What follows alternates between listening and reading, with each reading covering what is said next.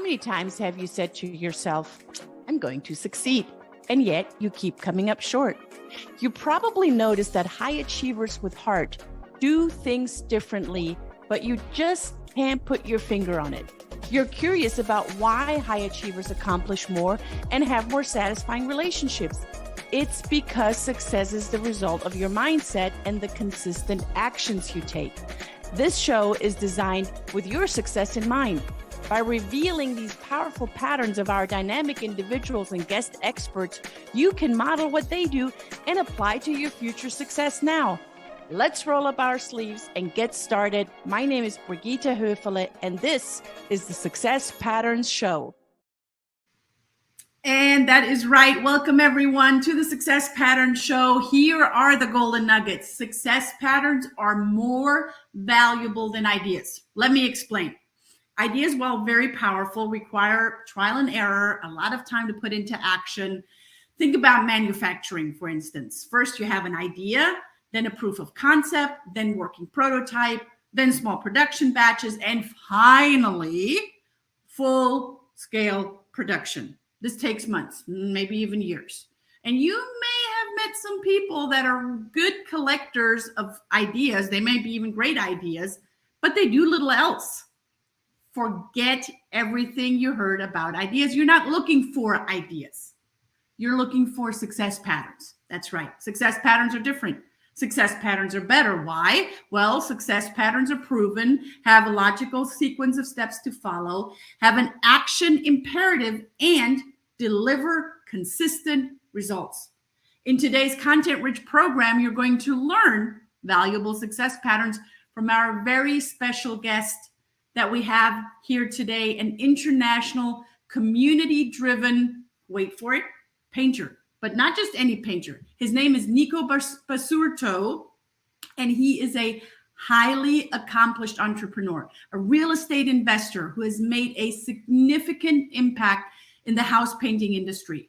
With his unwavering commitment to excellence and his really sharp investment instincts, he has built a thriving business empire. As the owner of a successful house painting company, his meticulous attention to detail, I would assume so, and superior craftsmanship have earned him a stellar reputation among homeowners. Additionally, his astute understanding of the real estate market enables him to identify lucrative investment opportunities and maximize returns. Pay attention, people. Nico's entrepreneurial spirit, coupled with his charitable endeavors, distinguish him as a respected figure in both the house painting and real estate sector, leaving a lasting impression in the industry. And I am so honored that he is with us here today. I have Nico Basurto here with us. Nico, thank you for joining us here at the Success Pattern Show. You're very welcome. Thank you for having me, Brigitte. Thank you so much. So, Nico, you are originally Basurto. That is, the way that I'm saying it almost sounds Italian. You are from Mexico. Yes. But you've been in the United States for a long time. Yep, 20 plus years. 20 plus years. Well, today, guys, we bring you the Success Patterns International show, as we have a German and a Mexican here with us on the show. And I'm pretty sure I have several folks from all around the globe that are watching here today. So please drop us a quick hello, where you're calling in from and where you are joining us for the Success Pattern Show. Now, house painting. That sounds like a very transactional thing. Nico, tell us about how you got into house painting. First, I got into house painting because, from a young age, I've always been passionate about fixing things and improving things. I'm a very, I like to use my hands for work. And so I was introduced to it by my oldest brother, who was already a painter when I came to the United States. And I used to go and tag along with him on the weekends or, in the afternoons to just kind of learn and see what he was doing. And I quickly fell in love with the art of house painting. It seems like something very simple, very transactional, but it's actually not. What I have learned is that painting is easy unless you know how to do it. So again, I quickly fell in love with that because, me being a curious kid that always wanted to improve things, and now I'm presented with the idea of grabbing an old beat up house or a brand new house that is got bare surfaces, and I can turn it into a home for the homeowners. It was easy for me. It was an easy choice. I love what you just said. You're turning a house into a home. And, I think we have several folks here on that are in the real estate sector. And I have here same wavelength, someone here, let me put it on here, same wavelength entrepreneur, just talking about real estate as investment options with husband. Looking forward to the knowledge today. Love it. And we all know, if you've ever done any kind of investment in real estate, we all know what this phrase means, and I'm gonna share it with you. Lipstick on a pig. Now, it sounds like you are not the kind of person, and your company and the people that you are working with and working for are not looking for lipstick on a pig. Tell me more about that. Correct. And it's nothing wrong with that. I mean, some people, do that. So by no means I'm going to say that this is better than what some people do. But it's just not a choice. Again, when you're super passionate about something, when you breathe and you talk paint and you talk about finishes and ways of preserving your multi-million dollar home, it's just really what resonated with me, and that's what resonates with everybody that works with me. It's a requirement that they must have a passion for high-end finishes and meticulous detailing and all those little time consuming that takes all your patience and things. And again, this is just my passion. This is what we believe in, of taking care of the new homes, mansions and residents that they need upkeep on a daily basis. Yeah, and if you don't keep them up on a daily basis, you're in the Bay Area in California. I'm pretty sure it's going to be, eventually it's going to bite you if you're not staying on it, if you're not staying on top of it, if you're not staying in front of it. Now, from what I know about your culture, culturally, you're a family person, right? You came with your mother to this country. Yes. And it doesn't just sound like that the family aspect stays within you. You are making a intentional effort in putting it out there in the purposeful work that you do. And golly, up until now, I've never talked to a painter that says, my business, what I am doing, I love it. It's purposeful. It's exactly what I'm here to do. And I love that about you, because you make it about not yourself. You make it about the people that you make a home for, the people that you are providing your services to, the people that you are giving a surrounding for their family. So where does family fit in for you, Nico? Family is really, really important to me. From a young age, I understood, the priorities, and I have them very clear. And when I say that first one, some people kind of freak out, because priority number one has to be me. Because without me being strong and healthy and prepared and educated, I can't help anybody. So priority number one is me. Priority number two is family. Without family, you don't enjoy your work and you don't have a happy life. You gotta have family. And then number three comes your work, which is I turn it into my passion. And I keep saying that it's a passion because I never really looked at it that way. But when you work 12, 14 hours a day on something that you don't feel it as work, you just want to keep on going. The sun is down already and it's dark and you still want to keep on going. It's got to be passion. It is passion, clearly. I mean, I hear it. I see it. So let's talk a little bit about little Nico. Growing up, did you always have that passion? Did you always have that drive of making something not just look okay, but improving things and making things more beautiful and better? Tell me more about where that stems from. Yes, absolutely. As I probably already said, I have always been very curious. Like curiosity for me is just naturally. Like I'm always want to explore things. I grab a cup or I grab a brush or I grab anything, and then I go like, what if we twitch this a little bit? Would it work a little better? Would it have a little more power? Would it last a little longer? Would it serve better? And so that's and then being raised by my grandma, I was literally just free. Like I wasn't imposed. You gotta do this, you gotta do that, you gotta behave like this, you gotta be this person. I was raised free, so I started to develop the skill of making choices very early on, because I was given the power that yes, it's your choice, and just understand that everything that you do is going to have consequences, whether good or bad.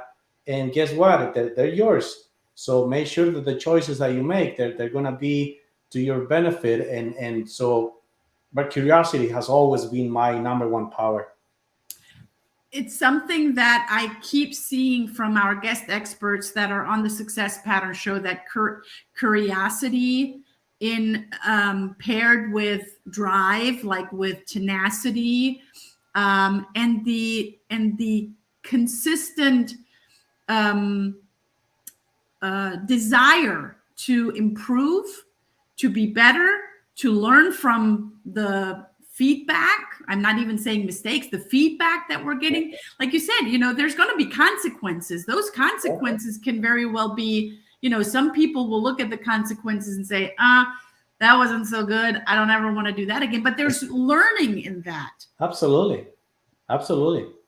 Have you ever, so here's a funny question. Have you ever painted a house where someone came to you and you work with, $1 million homes, and they said, I want this color. I want orange. I want almost neon orange. And you're like, oh, it's not going to look good. It's not going to look good. Whatever the color was. And then you put the paint on, and then they see, and they're like, you know what, Nico, you were right. We should have listened to you. Has anything like that ever happened to you? Every day.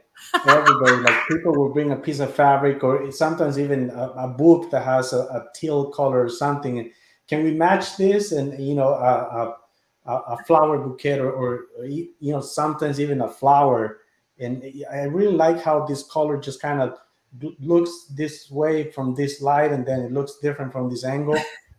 So absolutely. And so throughout the years, I have developed the skill of listening, and then kind of let them answer themselves. Like, okay, yes, you want to see this color here, and you want to see this sheen or this on this door. Maybe just imagine it. Just let's take another, step back and look at it a little further away. I mean, is this something that you are 100% positive? And then, well, I will always suggest to test small. I'm a true believer of testing, not guessing. So whenever there's a doubt in anything, I always suggest let's start small. Let's do one door or one little swatch, or we can do a brush out for you. Look at it, see the actual paint, see it with your furniture, with your window coverings and stuff, and then we'll go from there. I love what you just said. Testing, not guessing. That Absolutely. is, if we can just bottle that, I think a lot of people can benefit from that. And it's the little patches, right? Mm-hmm. So I want to reiterate on what you just said too, that people are giving their own answers. You are basically a paint coach, if you will. Yeah. You're letting them make the decision. Of course. Yeah. And you're helping them make a sound decision. Exactly. And so I literally go through a series of questions and just like, okay, what is your favorite tone? What is your favorite hue? Like, and then I started observing their homes, the type of furniture they have, and just kind of putting things together and understanding. And when we at that stage, I just leave my personal opinion out, because I can like just white, or I can like red, or I can like, any color, but it's not my home. It's their home. And so therefore I gotta help them discover themselves what they really like.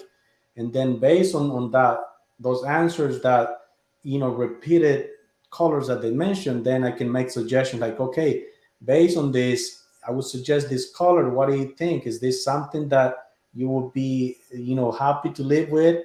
And then understand them. So it's really, it takes a lot of patience and a lot of skill to fully learn, to listen to them, and then really help them and give them exactly what they need. You truly are a paint coach. You are the improvement coach, and I love it. And if no one has ever told you that, I'm going to coin it for you. What makes you jump? And I think I already know the answer to this, but I'm going to ask it anyway. What makes you jump out of bed in the morning with just absolute excitement? Curiosity. Absolutely. Like I said, when I go to bed, I still thinking like, what if I try this color? What if I try this, speech with my guys? Because that's another thing that I do. I really talk to my guys and try to help them and understand them and bring them up to speed, and try to be as clear as possible on what our goals are as a group. And so I'm always curious, what if I do this? What if I offer this? What if I ask them this question? And so first thing that I do is like, oh, maybe I can say this. Maybe I can ask him if this will help him. And so curiosity is the number one power, and what drives me. And then there's a bunch of other ones, like I've been learning that the more I know, the more I learn how much I don't know. So it's I don't know if it makes sense, but how that works. But yes, exactly. So when you stay, with your bandage over your eyes, like you don't see anything, you don't know anything, like you're fine. But then as you start learning and discovering ways of speaking to people and trying to help people have clarity in their lives, it just, it really teaches you how much you got to learn, how much you don't know. And of course, I always gotta keep thinking that I still got a lot more to grow. Every single day I tell this to my wife and my family. I feel like a kid in pre-K, like I'm barely starting. I feel like I'm barely starting, like I'm barely scratching the surface. I got so much more room to grow. Well, leaders are learners in my book, and you clearly are an incredible leader. So you have a team, you have a crew that you work with, you have office staff that you work with. What would you say as a leader, looking back at the last, let's just say 10 years? We've overcome a pandemic, or I wish to say we've overcome a pandemic. I'm not so sure, but that's just my belief system. What would you say has made the biggest impact, or has the biggest impact on you as a leader, Nico? I would say my personal development. I feel like through testing and being curious, I have developed myself. I come from very humble beginnings, very, very small town, with 20 plus houses. That's what I was raised until the age of 15, 16 years old. And so I was very limited in resources. There wasn't, running electricity. There wasn't running water. There wasn't TV. There was only a little battery operated radio. That was our only connection to the outside world. So when I was brought into the United States, I felt like I was feeding from a fire hydrant hose. Like there's so much information available. There's so much that we can learn and develop ourselves into. So the biggest, benefit of all this has been a personal development. And by doing so, I have, helped a lot of people, like I said, achieve clarity, understand what they want, and kind of point them in the right direction. I started, coaching soccer when my kids were younger. My oldest kids were younger. I coached soccer for 13 years, and just being around kids coaching soccer. I wasn't a soccer player at all. I didn't know that sport until I got into it. But guess what? Once I started doing that, I just went deep into it. I started reading books. Back then, there wasn't much available on the internet. So I used to go to the libraries every single day, come home with 10 books about soccer drills. And I just wanted to make a difference. I saw the way most of the coaches were running the practices and the games. And I felt that it was unfair that the kids weren't given a real opportunity for them to grow and develop. And I felt that I could make a difference, and I stepped in. I got, I stayed in there for about 13 years until my two oldest just went on to college. I ended up coaching high school soccer, varsity soccer, just by reading books and downloading PDFs from online, and so that's just the my philosophy about it. Like I said, my curiosity. I'm just curious. What a great success pattern right there. And what would you say? Now we know a lot about Nico. I want to learn more from Nico. What do you avoid at all cost? I want to say just using foul language like profanity. I'm not offended by it, but I just don't enjoy it. So that and confrontations, like if there's someone that disagreed with me, I was taught this lesson by one of the coaches at the high school when we were coaching. I was younger back then, and I was, a little more of a rebel. And he was a bit wiser, this guy from Argentina. And I was doing the practice one way, and then he came and switched it, and that really bugged me. And so I told him, I said, hey, the biggest power that we have with the kids is the respect. And if you come and make me look bad in front of them, I'm going to lose the respect and they're not going to listen to me anymore. And he just stayed quiet and listened to me. And then he goes like, Nico, that's the beauty of life, that we can always agree to disagree. Like it's okay. So you have your opinion, I have my opinion, but we can still work together. And so that's a big lesson that I repeat it almost on a daily basis. And I tell my guys, like, we can always agree to disagree. So we don't need to argue. We don't need to insult each other. We don't need to use profanity. We don't need to lower our standard to just speak nonsense. We can agree to disagree, and if you have the patience and if you have the calmness, we can discuss this and we can make it work. We come to good terms, but being respectful. So that would be one thing that I would avoid at all costs. Foul language and just confrontations. So far, what I heard from you, and this is beautiful. Thank you for sharing that with us. Curiosity, tenacity, keeping it clean, and continuing to grow within yourself. So that's part of the curiosity, and it starts with oneself. Who am I, and how can I be a better version than I am right now? So we're creating our future, right? That's what we do from here on forward right now. I mean, this show is going to live on for a very long time on over 40 platforms. So what do you want to tell your future self, Nico? What do you want to tell the future altogether?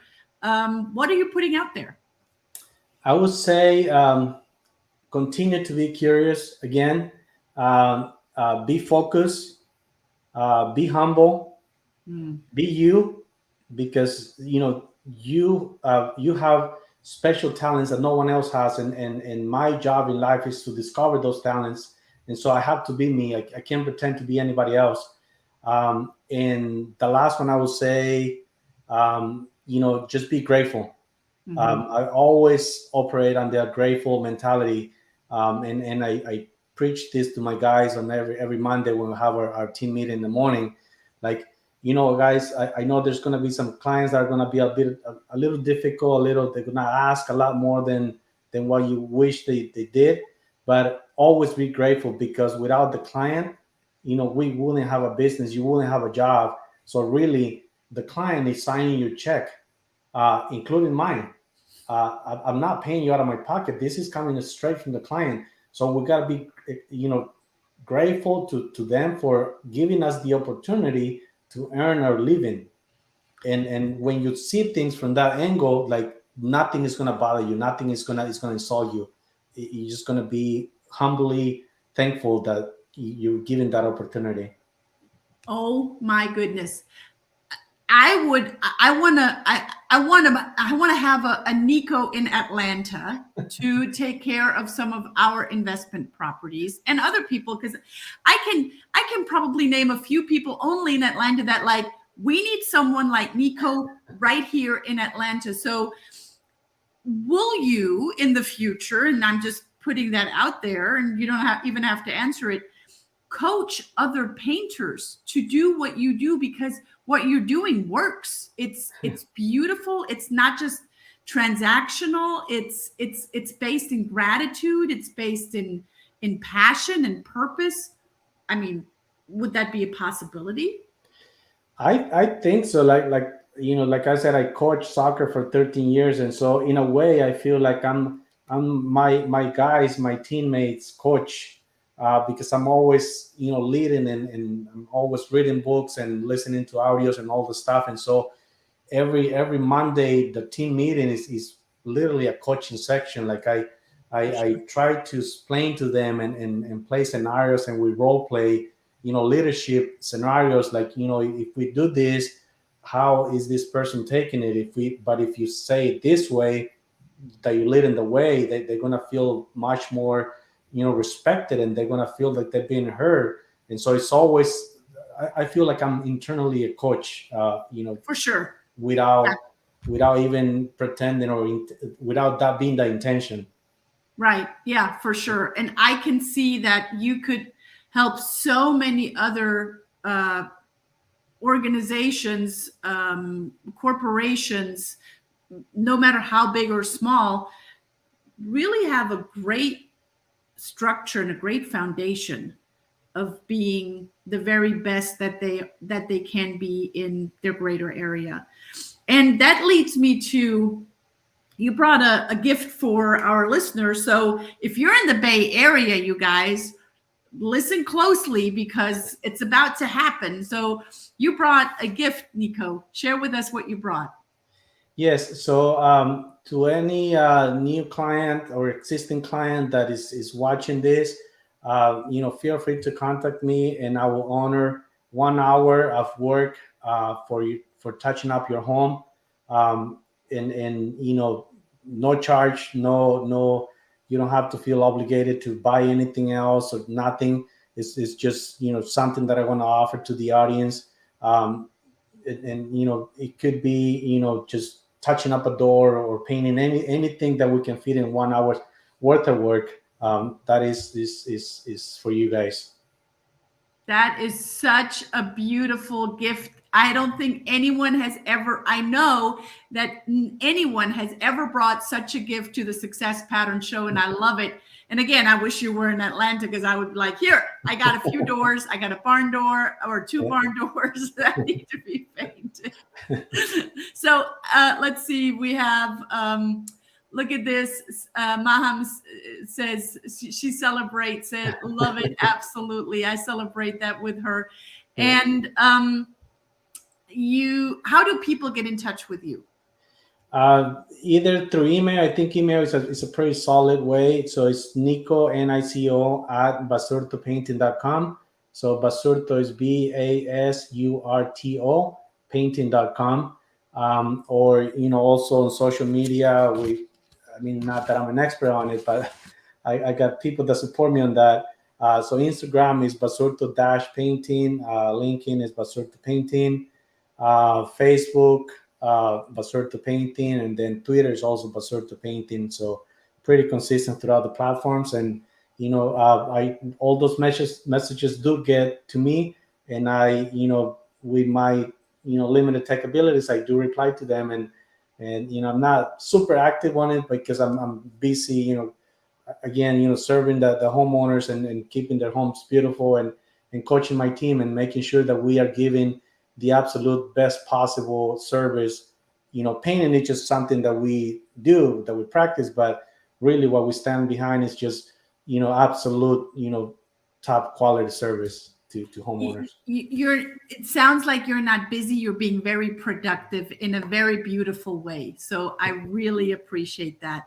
Yeah. Again, for anyone that's watching from the Bay Area, definitely get with Nico. Everyone else, follow him on all of the social media platforms, LinkedIn, Instagram, Facebook. God knows where you will find him. Nico Basurto, Basurto is spelled his last name. Nico, your last words now that we have to part, what would your last words be for us today? Last words. There's a quote that I think I modified it from something that I saw online, but it's really, I twitched it and made it my own. So it goes something like this. It says, whatever it takes, anything is possible. Success is my only option. That's it. That's all we needed. With those words, with those very wise words, I leave you today. Nico, thank you for bringing such beauty to us today. Thank you for being here and sharing it with us.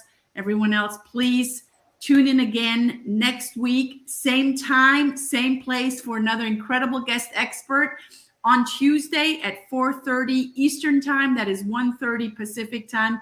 Until then, Nico, thank you for being here. Thanks, guys, for tuning in. Thank you, Brigitte. Thank you for tuning in, and you will notice opportunities to apply success patterns daily while eagerly anticipating next week's content-rich success patterns.